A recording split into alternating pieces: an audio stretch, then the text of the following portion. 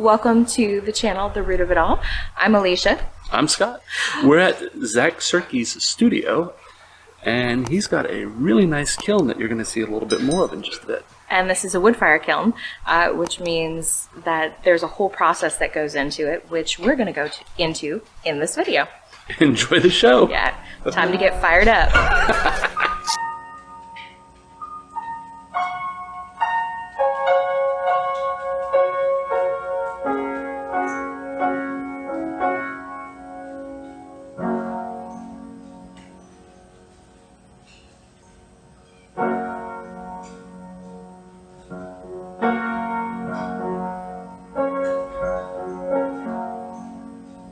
This is Zach, and you're in Fairhope, Alabama. And inside, this is a kiln. You might be able to see it's a nice glowing warm fire, which is why this man is going to be leaning against it to get some warmth, because he had a really long firing. He fired for 6 days. 6 days. He needs to have a fireside chat where we're just going to be chill and learn a little bit about what he does and why he's such an amazing asset to this community. Thanks, Liz. I'm Zach Sierke, and I'm a potter that specializes in wood firing. In a wood kiln, or any atmospheric kiln, the glazed surface of the pottery is created by the kiln atmosphere. In this case, the ash from the wood is used as fuel, blows through the kiln, and at the peak temperatures at which we hold for days on end, the ash melts into a glaze and coats the surface of the pots. The end result is determined by many different factors. It's determined by the type of clay being used, the type of tree species, and the soil in which it's grown being used. Each tree brings up a different mineral fingerprint from the soil. Those melt at different temperatures, have a different color palette, and most importantly, how the kiln is loaded, especially in this type of kiln, which is a large tunnel in which the work is stacked floor to ceiling from the beginning, where we're sitting here, past the main firebox to the very end. It's about a 20-foot long, sloped, sort of elongated tunnel-shaped chamber. The work is stacked on top of one another, nested inside of one another, shielded by other pieces, and the loading process takes almost as long as the firing. The loading strategy determines the patterns and the surfaces that will develop on the pots. So the majority of the work is mine, but there's probably 20 different people who have work in the kiln, and all of whom contribute to the firing process, the loading process. It's amazing to see how everyone comes together and cooperates in a way that doesn't really have a parallel that I know of. I dig most of my own clays. I focus a lot on understanding the geology of what goes on in each clay deposit and how the different mineralogy, etc., will influence the results coming out of the kiln. So what type of clays are out here? Kaolin mainly, but not in huge seams. Just like you can see these little lenses here. That sort of white spot right there and that purplish sort of mound over on those other sides. Mostly it's kind of what we're standing on, this sort of sandy red clay mix that's also very heat resisting. This is really cool. Thanks, man.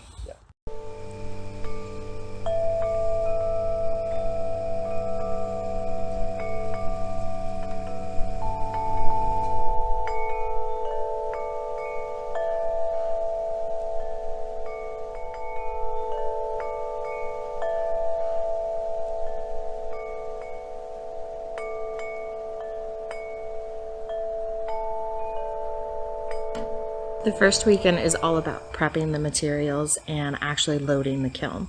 So these pieces look really raw right now, but they've been bisked, and so they're going to be lined with a glaze, but then the outside is mostly going to be left raw so that you can see the effects of the fire and the wood ash.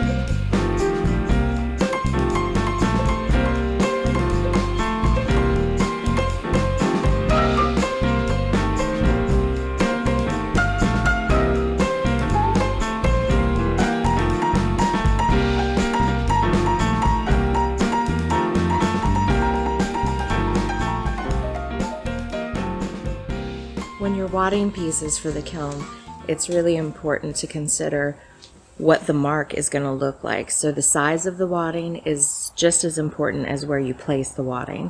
You have to use a little bit of glue to stick it, and then you have to use gravity to make sure that it doesn't fall off as well. So oftentimes wadding is underneath the piece. So on these pieces right here, so these are stacks of plates that will be loaded into the kiln. And the most active area in Zach's kiln is when the flame goes up and under the piece to leave its marks with the wadding. It's so beautiful. These are wad markings, which means this piece was on its side when it was fired, like this. The wads can be removed. It's made of a mixture that basically crumbles away wad marking inside the piece with another stacked in like that. Without using the wadding, these pieces would all get stuck to the kiln shelves and not be able to be easily removed. Wadding is a really important part of the loading process.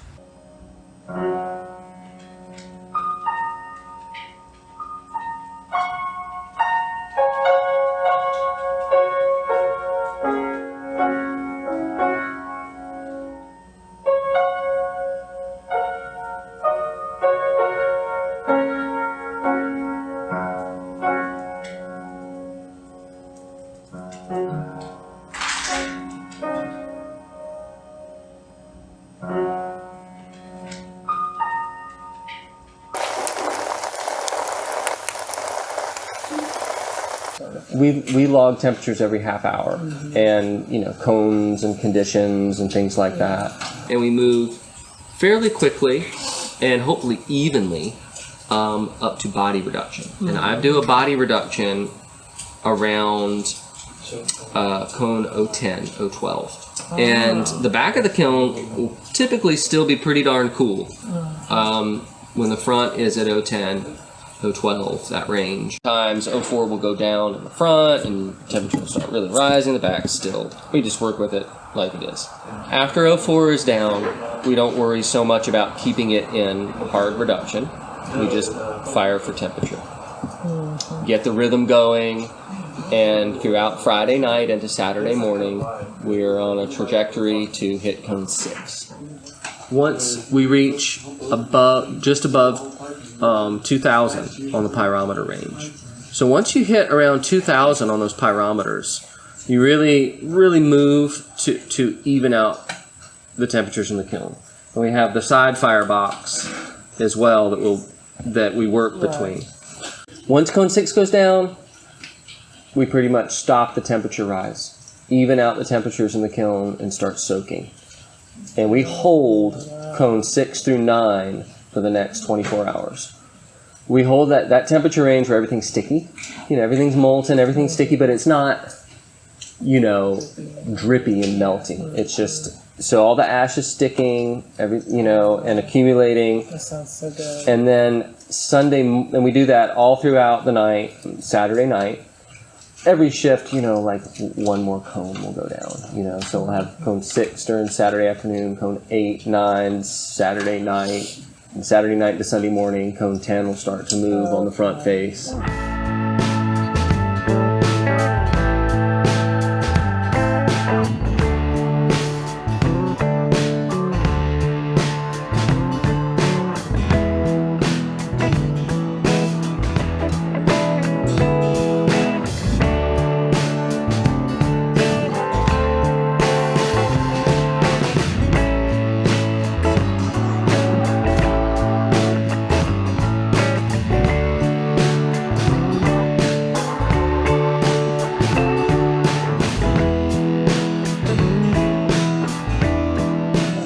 then Sunday morning when I get up, I come out and I like look at where the heat is, what cones have gone down, and pretty much Sunday morning from when I get up till around noon or 1, we're trying to put heat in the spots where it needs to. Okay, let's drop these cones in the back corner, let's drop these cones over here. And once we get everything where we want it, okay, we've been at, and keep cone 11 standing. So we don't want to drop cone 11. We want to keep cone 11 standing and cone 10 standing in most of the kiln. So I'm generally cone 8, 9 is where I want to be.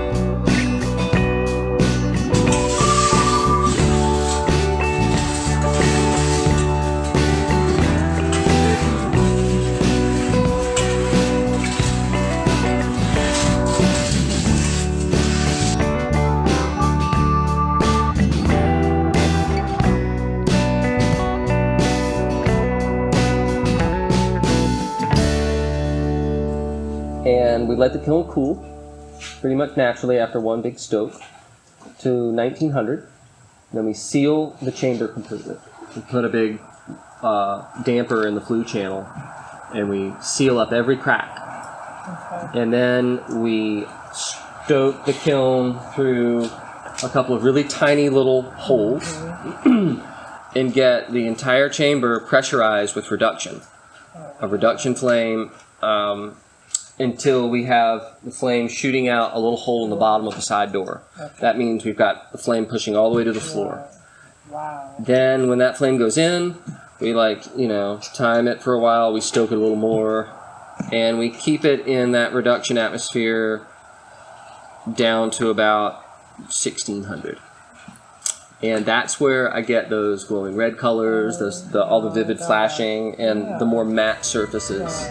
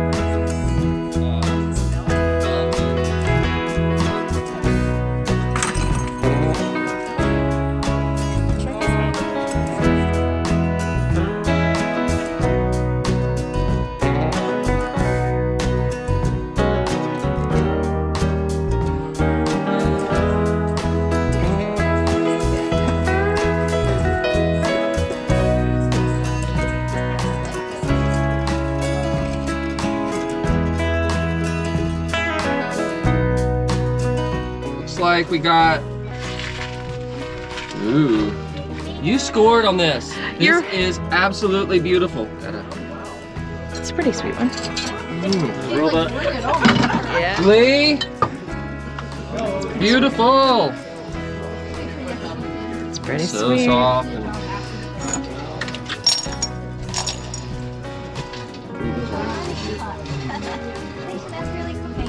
You are adorable. There's a Actually, better chisel. Sorry. Rubber thank mallet. There we go. We got it. Got it. That's not bad. I didn't think it's gonna be that bad, but Just break it. it's got a bunch of. What was that? That was the ash from the. Watch out. It's got a brick still hanging on the other side. That was Ow. The kiln went. 09 and soft. It's good. That was firebox. First step. Step in. Oh, can I see it? Pick that. Isn't that awesome? Yeah. And a little tangerine. You did so good getting the glaze on there. Yeah. Where was this one though? That one was up front, right? Yeah, that was right up front. It got juiced on. So all of the shiny is ash, and those rocks were quartz crystals that you put in there, and the quartz crystals partially melt. I love the quartz crystals on that. I think the texture is so cool. Is that you? Yeah. That's you. Yeah. It's like you made a little spout to pour it in your mouth where it goes higher there. That's just me. Totally intentional, right? Yeah. You meant to do that. Oh, thank you.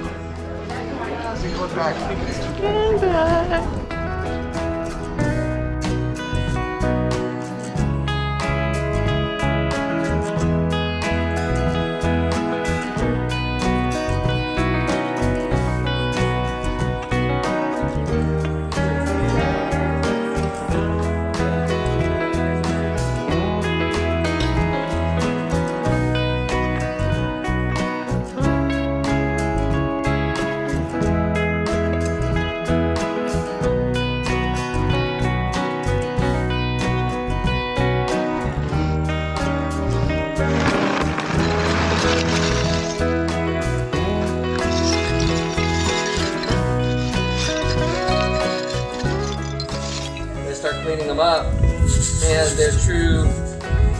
You know, I see them on their own merit, and I'm happy today because they're all really nice.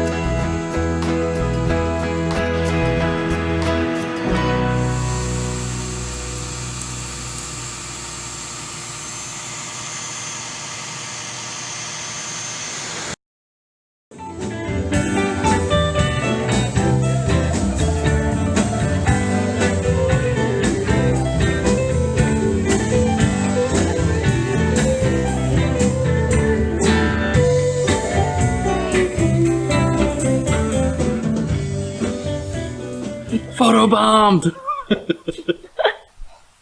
There she goes again. There she goes.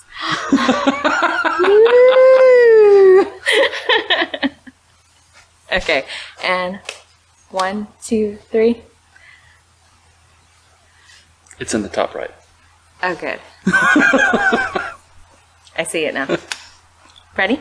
Ready? 1, 2, 3. Look at those crusties in that nose. Get that all cleaned out. How exciting. What are you doing? Painting, I'm watching it dry.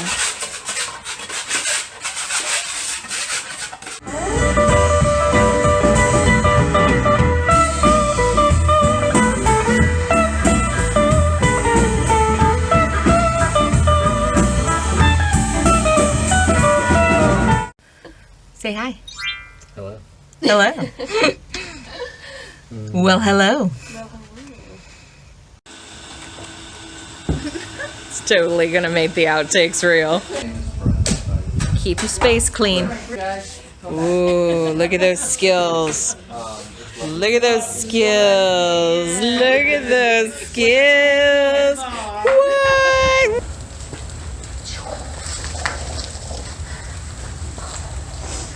Kiln itself. This is the flue.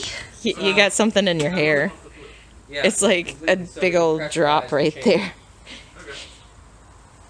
No, now it's a nice like. Yes.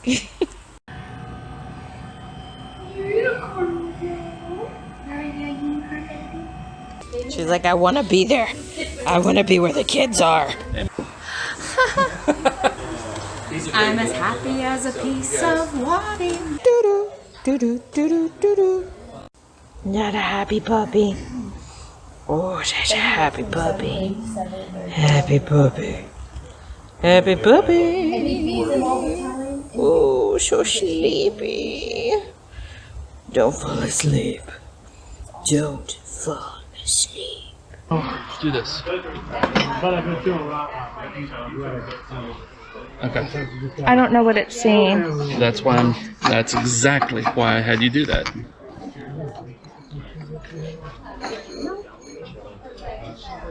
Sit. What's that?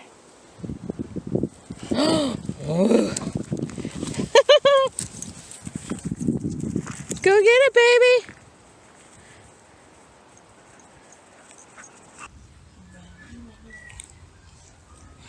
Did you get the round in the picture? Oh yeah. It's a video. Oh. I was kidding. Then I'll move. Baby. Look at that happy tail. You ready? Yeah. Okay. Plucked from, channeled, interpreted by the sages. Anyway. Okay. Yeah. You know, you're Paint going. with fire.